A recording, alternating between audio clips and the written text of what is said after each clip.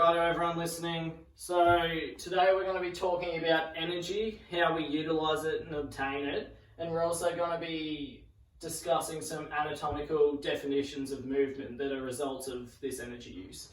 So I've got 3 words written up here. Can anyone tell me what these 3 words have in common? They're all forms of energy? Yeah, these are the 3 main forms of energy that we get from the food we intake. So we'll start off with protein. Can anyone reel off some foods that contain protein that we use? Chicken? Yep, so meats like chicken, and also a lot of vegetables like broccoli have a lot of protein. And the thing about protein is, so why we need it is it works as a repairing tool in the body. So when you go to the gym and do your bench presses and stuff like that, when you're doing it, when you're sore afterwards, that is the tearing that has occurred in your muscles due to the exercise.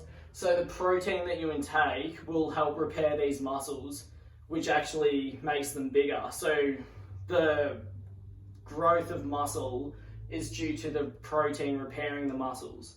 And protein also works as a transport carrier, so it carries other important minerals and stuff to different parts of the body. Alright, so the next thing we've got is fat, or also known as triglycerides. Does anyone know any forms of fat that we get through food?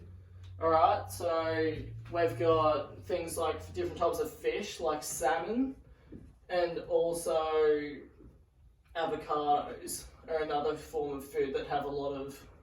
These are what we call the healthy fats. So these are the HDL, so high density lipids, which mean, so these are the ones that our body can positively use, whereas things like saturated fats such as dim sims and other fried foods, and trans fats, which is more like pastries and stuff like that, so they're what we call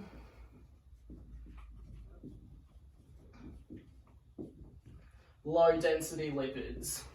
And the thing with these is our bodies can't really utilise them. High density lipids can be used to protect our vital organs and things like that, whereas the low density lipids will predominantly just be stored as fat on the body. So the last thing we've got is carbohydrates. Does anyone know any forms of carbs that we can get from our food? Is pasta one? Yep, so like pasta and bread and things like that. But also sugar, or glucose as it's also referred to. So sugar is the main form of carbohydrates that we use for energy because it has a high rate of producing this thing called ATP, which is virtually just energy in the body. So when we're exercising or moving, carbohydrates or glucose are the predominant form of energy we use because they have the highest rate of ATP production. So these two have a quite slow rate of ATP production, which is why we don't really use them that much. So an interesting point of that, has anyone ever heard this term before?